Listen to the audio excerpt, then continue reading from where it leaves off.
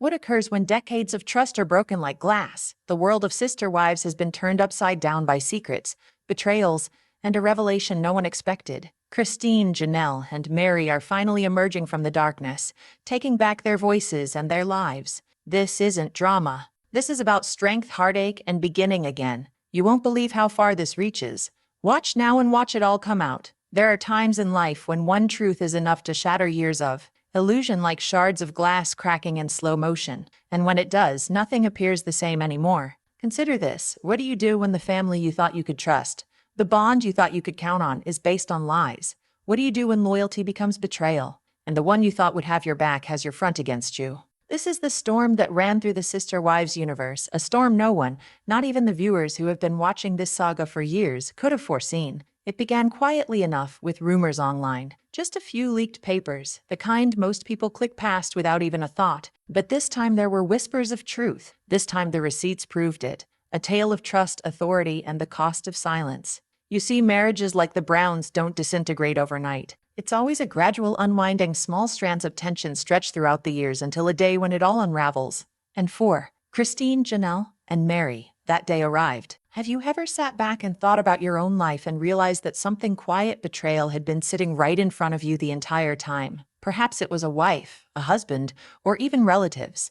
That punch in the gut feeling when the connections suddenly click. That's precisely what Janelle experienced, sitting at her kitchen table one evening, scrolling through social media as she normally would, only to find herself coming across the sort of truth you cannot unknow. Because this wasn't drama. This wasn't reality TV. This was survival. About women who lost their lives, their energy, their trust, and found out it had all been manipulated to construct someone else's empire. And perhaps it's because this tale resonates so profoundly with individuals, with those of us who've experienced a little bit of life, who comprehend the bitter taste of being underestimated or overlooked. NM5, NMB, sem time, the persi, ueste, myket and there hafte, your dupi este fake and their menders their esten, myken one the aga. We know that the most agonizing wars aren't always battle, cried. Sometimes they're fought in silence behind closed doors, with no one witnessing anything. So when the truth finally came out into the open, it felt like a dam was breaking. Years of frustration, sacrifice, and heartache came gushing out, and it changed everything. Christine, Janelle, and Meri, these women you believed you knew, emerged from that wreckage stronger than ever. And what they've done since, well, it's nothing short of remarkable. But let's take a moment. Because prior to getting into how they regained their lives and redefined the Sister Wives narrative, I have something I want to ask you. How many times have you betrayed your trust in the person you believed had your back, only to find out that they were creating something for themselves and not for you? It stings, doesn't it? It makes you question not only them but yourself as well. That's exactly what this season of Revelations is about. Not just betrayal, but the courage it takes to face it head on, to dig through the pain and find your voice again. And if you've ever felt silenced or overlooked, what these women have done will feel like a victory for all of us who've ever been told to stay quiet. This isn't just a review of a TV show. It's a conversation about resilience, trust, and the way truth has a way of surfacing no matter how deeply it's buried. There's one aspect of this tale, one revelation that caused even devoted fans to gasp. I'll get to that in a moment, but I promise you, you won't want to miss it. It's the kind of twist that causes you to sit back and question how much of all this reality ever really existed in the first place. And hey, if you've read this far, I'd love for you to join our little crew. Subscribe to Sister Wives Daily Scoop because we're just getting started, and you won't want to miss what's next. Sister Wives women are no longer secondary characters in another person's tale. They're now center stage. They have their own voices, their own truths, and their own destiny. And if there's one lesson this drama has ever taught us, it's that sometimes you must lose everything you believe you own in order to finally know who you are. So grab your coffee, settle in, and let's dive deep into this powerful emotional journey. From leaked financial records to raw, unfiltered confessions, from heartbreak to reinvention, this is the story of sister wives like you've never seen it before. Because when the glass finally shatters, all that's left is the truth. Drop the receipts. Like most controversies these days, it all started with a leak. Late one quiet Wednesday evening, screenshots of financial statements suddenly went up anonymously on a Sister Wives subreddit. Initially, fans wrote it off as another bout of crazy speculation or possibly even a photoshopped prank, but these records were different from the rest. Among the files was a notarized mortgage deed associated with Robyn Brown's massive Flagstaff compound, along with tax returns and wire transfer statements. Together, they disclosed something astonishing. Robyn and Cody had not even paid cash for the mansion themselves. Instead, a distribution fund from TLC, attached to an LLC created in each wife's name, was used for the down payment, which was over $150,000. What nobody knew: that LLC was surreptitiously transferred to Robyn's sole ownership in 2018 without the other wives even realizing it existed. Janelle was the first to discover. She'd been scrolling through social media at her modest rental house alone at the kitchen table when the thread appeared. Hey, hello everybody. Welcome back to my channel, Sister Wives Daily Scoop. Don't forget to thumbs this video up, she muttered to herself, assuming it was just another online drama. Yet something about the watermark on the leaked document gave her pause. It was the same username her own accountant used to receive TLC revenue payments. Her stomach fell. Is this real? She texted Gabe. He phoned her a few minutes later. It's true, Mom. I looked up the LLC records, the address they listed. It's Robyn's address in Flagstaff. She's had the account since 2018. At that point, all the puzzle pieces began to fall into place. Every financial hardship, every excuse Cody had made now seemed like a betrayal. Janelle remained rigid in her chair, her thoughts racing. She considered the trailer she had been residing in, the perpetual stress over money, and Cody always having an excuse for why they couldn't proceed with the Coyote Pass development. Robyn appeared not to be affected by any of this. Janelle caught up with Meri at her Airbnb later that afternoon. Her voice was biting, close to trembling. Meri, she took our TLC profits while you were just getting by operating the B&B. I was living in a trailer. She purchased that stupid mansion and invested the money in her LC. Meri's face blanched. She covered her mouth and collapsed into the couch. Cody always stood up for her. I believed him when he told me Robyn was the sole one who was financially responsible. It was the sort of gut-kick discovery that had the potential to shatter years of trust in a heartbeat. Janelle rose, her jaw clenched. We were lied to, manipulated, flats out stolen from. Meri looked out the window, her tone low but resolute. We need to stop defending her. It all came to a boil when TLC producers caught up with Robyn at a planned confessional shoot. They pushed the documents across the table. Robyn, what's the story here? This appears to be the down payment on your home that originated in a TLC fund intended for the entire family. Robyn blinked, and then her eyes filled with tears. She seemed flustered, defensive.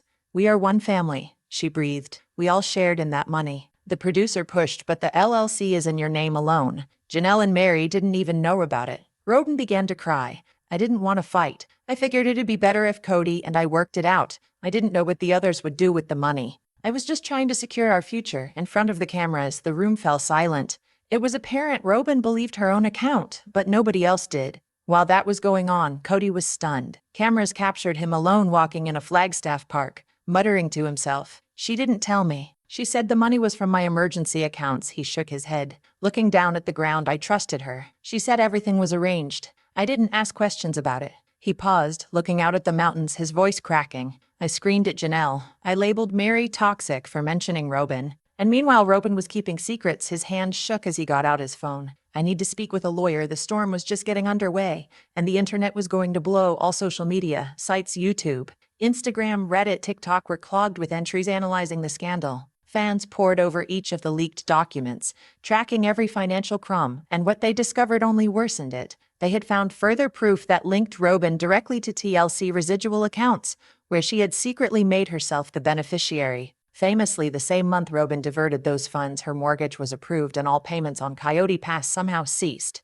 From leaked emails, she had even asked that TLC deposit her paychecks straight into her account, skipping the family trust. The internet would not relent, and TLC could no longer ignore it.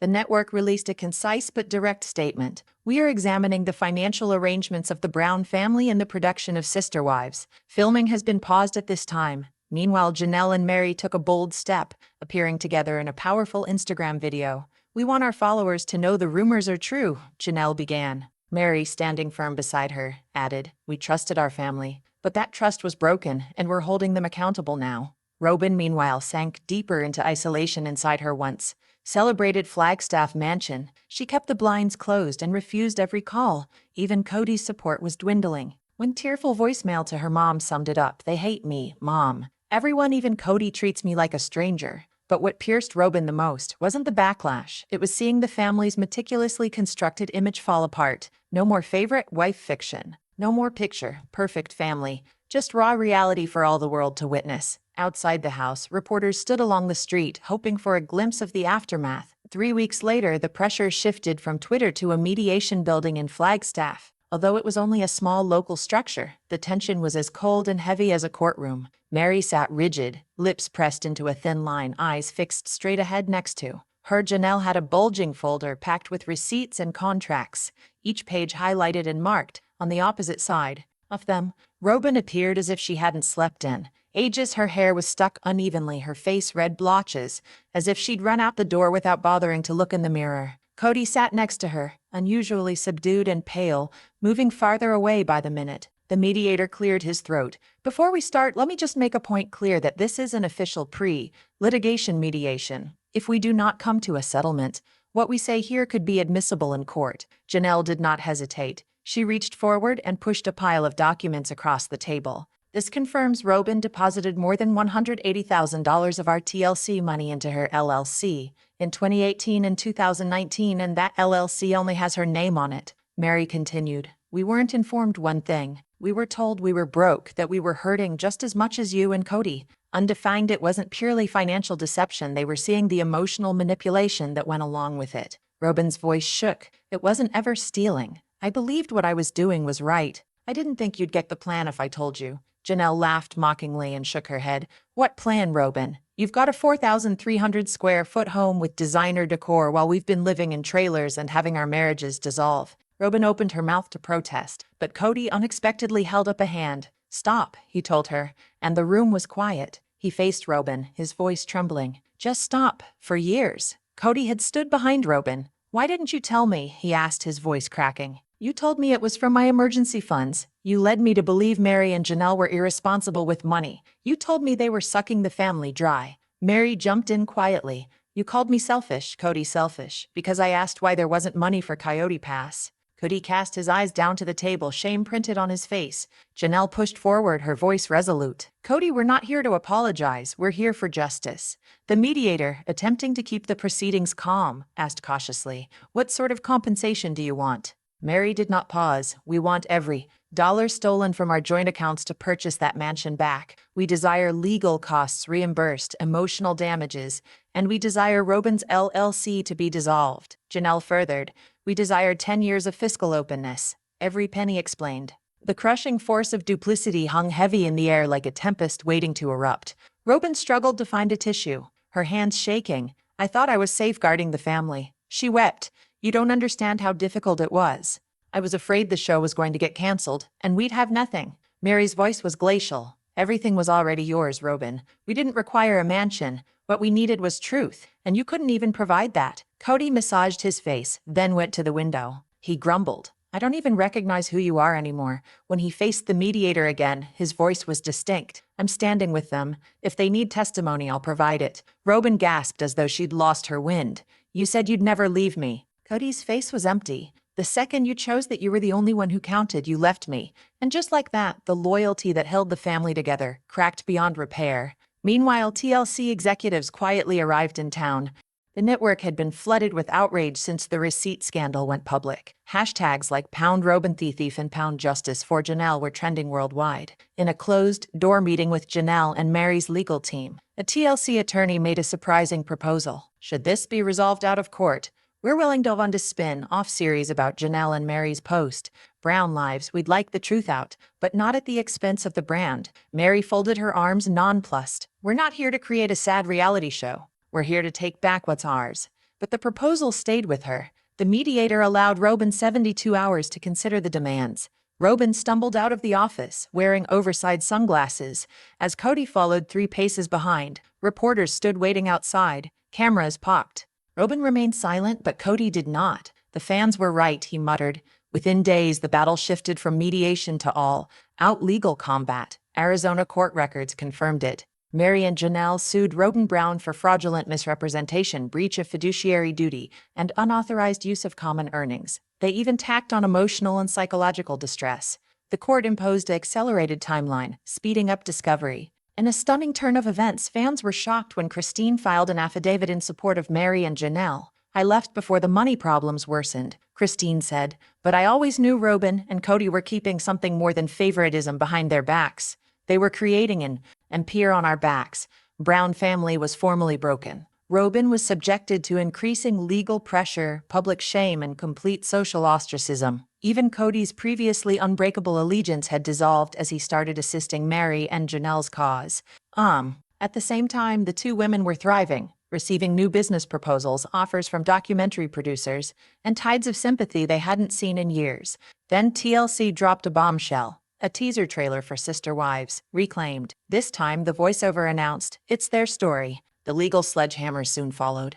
One morning in Flagstaff, a messenger pounded on Robyn's door with a court document impressed in red, bold letters, "Asset Freeze Order." A judge in Arizona had put a freeze on all financial activity associated with Robyn's LLC, including the Flagstaff mansion. She could not sell it, refinance it, or even remodel without the approval of the courts. To add insult to injury, a forensic accountant was brought in to review every financial transaction of the past 7 years. While Cody remained a silent witness in the kitchen, Robyn read the notice in stunned shock. "They're going to take everything," she breathed. "The furniture, my artwork, even the house." Cody said nothing. He just walked out of the room, and within 48 hours, the formerly sparkling Flagstaff mansion seemed less a home and more a gun. For sale, fire sale in the making. Fans were quick to notice signs of Robyn's financial desperation. Facebook Marketplace and Craigslist were filled with postings. Brand new dining room table. Custom, ordered, hardly used. Gorgeous king-size bedroom set from Wayfair. Flagstaff pickup only. Beige designer sectional. Pet, free house. Before long, images of the interior of Robyn's home appeared depicting half-empty rooms, empty shelves, and stacks of boxes by the front door. But what actually pushed the internet into meltdown was a viral video, Robyn herself, on tape, putting framed wedding photos into a charity box. It was the visual proof fans weren't ready for, and it transformed everything. Meanwhile, back in Utah, Christine had been observing quietly as the meltdown happened. She hadn't spoken out until a paralegal with Janelle's legal team called. "Christine, did you ever have access to the TLC accounts when you were still in the family?" they asked. "Yes," she said. "I assisted in some of the transfers. Most of the money was coming into the Coyote Pass Fund before we knew that the project wasn't going to happen." And then the key question, "Do you know anything about Robyn's LLC? Have you noticed any documents or payments associated with it?" Christine's eyes narrowed. She pulled out her old laptop and spent hours rooting through archived files. At last, she called Janelle. "I found something." What she had found would blow the whole case wide open. Christine had found a PIV folder with 19 emails between Robyn and a tele-business liaison between 2017 and 2019. The emails were incriminating. In them, Robyn asked her LLC to be issued direct deposits, inquired of TLC not to inform the other wives of accounting changes, and rationalized her sole authority over money by referencing family trust leadership. Even one email read, "Janelle and Meri don't need access to these funds. It will only create friction. Cody and I agree I should manage this directly." Christine instantly forwarded the whole folder to Meri's lawyer. The very next day, Janelle and Meri broadcast a press-verified webcast. A bookshelf laden with tabbed legal binders completed. Janelle's stern look. "What we've discovered goes beyond mismanagement," she declared. "This is willful deception due to Christine. We now have evidence that Robyn intentionally manipulated the TL's fund allocation to favor herself and Cody alone." Meri took over firmly. "We're no longer simply asking for restitution. We're asking for punitive damages." Their last words are a mic drop. "This isn't just a Sister Wives story anymore. This is theft." A week later, TEL's cameras found a disheveled, shattered Cody alone on a lawn chair in his own backyard. His voice was barely audible. "I thought I was building something solid. Instead, I let Robyn take the wheel. I shoved the women who constructed this family with me." He wiped his face with a trembling hand. "She assured me not to worry, that she managed the finances. Family stewardship," she said, and I acquiesced. Off camera, a producer inquired, "Would you testify against her?" Cody remained silent for an extended time before speaking, barely above a whisper. "Yes." While Robyn sat all alone. Her gleaming one-time mansion was a shell now. Boxes piled in corners, furniture gutted, and an unsettling quiet in every room. The kids stuck to their rooms. Cody spent most of his time elsewhere. Robyn sat in the vacant living room floor, gazing at her phone, which indicated 2 missed calls from TLC executives and dozens from attorneys. None were from Cody. In an off-camera video diary, Robyn's voice cracked when she said, "I was just trying to keep us together. Now I don't even know if there's an us left." Then TLC made its most daring move yet. 2 days later, the network dropped a trailer for a multi-part documentary series titled The Robyn Brown Files: The Truth Behind the Wives. The promo, narrated by a leading reality TV journalist, promised exclusive interviews with Christine, Janelle, and Meri, expert breakdowns of the fraud, leaked emails, and never-before-seen confessions. The teens are closed with Christine's haunting voice. Robyn used our money to build an empire, and now we're watching it crumble. Peppercorn's verified Flagstaff Manor had been formally placed on the market on July the 31st for $1.35 million, albeit its market value had fallen already. Behind the pitiful scenes of listing photos showed stripped walls and bare rooms. In a behind-the-scenes move, TLC executives were anxious about the reunion special. The planned face-to-face between Robyn and Christine was proving to be volatile, tense, and emotionally raw. Both women agreed to participate, but only with heavy editing guaranteed.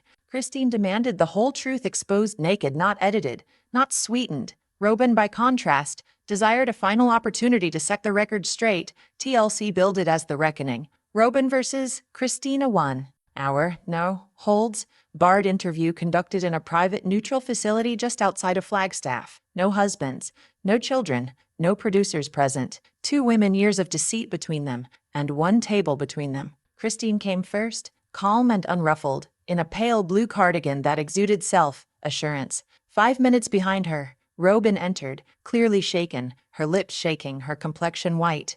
The 2 of them sat facing each other, and the air in the room was almost too thick to breathe. At last, Christine broke the silence. "Robyn, why are we here?" That cut through the tension like a blow. Robyn blinked hard. "Because I want you to understand that I never intended to hurt you, or anyone. I was simply trying to survive." Christine cocked her head, her voice cool but biting. "You survived quite well in that $1.3 million house, didn't you?" Undefined. Robyn let out a sigh, her voice trembling. "You think this has anything to do with money? It wasn't that easy. I was trying to protect Cody." Christine raised an eyebrow. "Was that Cody's idea, or was it yours?" Robyn's voice grew icy. "You left him, Christine. You walked away." Christine leaned forward, her voice unshaken. "I left because I would not be gaslit. I saw you gradually push the rest of us aside, altering the rules, secreting the finances, and making us understand we'd never count again." Robyn's eyes welled up with tears. "You have no idea what it was like managing all the money, the stress, the cameras." Stopped her. "Robyn, you embezzled from us. You paid for that mansion on TLC funds, my work, Meri's heartache, Janelle's sacrifice." There was a silence, a weighing silence, before Christine delivered the coup de grace. "And in 2020, you wrote to TLC executives that henceforth the show would be about you and Cody exclusively. I've read the email. You referred to us as a drama, a sideshow to the actual couple."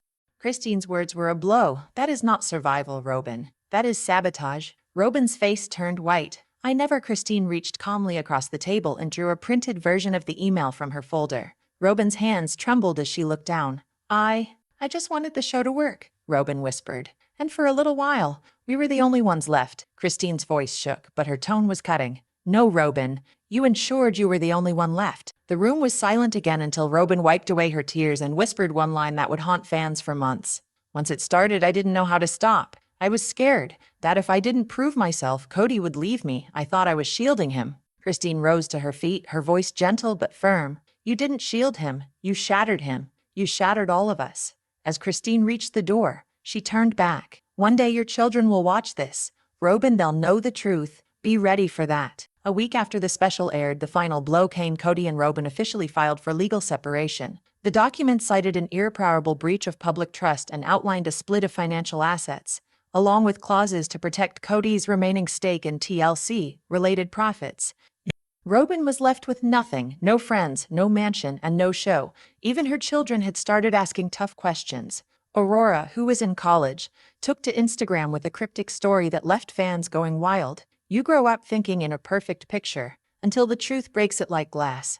The cracks in Robyn's meticulously built image were now impossible to conceal. While that was happening, Christine, Janelle, and Meri were soaring higher than ever. Capitalizing on the tide of legal triumphs and tidal waves of popular support, they started their own production company, Reclaimed Roots Media. Their agenda: to share raw, unvarnished accounts of women who have endured betrayal, crises of faith, and the agonizing process of reinvention. With this energy, TLC gave the full creative reins for an all-new series. Its name was straightforward yet potent: Sister Wives, After the Fire. The caption summed it all up. The man was lost, but they found themselves. Viewers were over the moon. This wasn't television. This was a statement of independence from decades of silence and manipulation. The women were speaking for themselves this time, and they weren't holding back. The series' last scene was eerie. Robyn alone sat on a faded couch in a tiny rental house, leafing through a photo album full of remembrances from the good years. Her hands shook when she closed the book. The camera crept in on a piece of paper taped on her refrigerator.